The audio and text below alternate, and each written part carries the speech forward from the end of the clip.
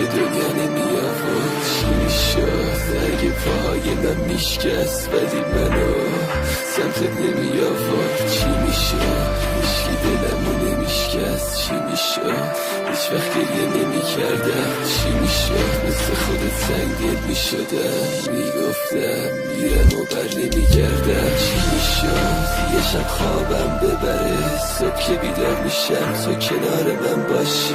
چی میشد خدا میگفت یه آرزو بکن، آرزو میکردم تو هم عاشقم باشی؟ چی میشد اگه تو مال من بودی؟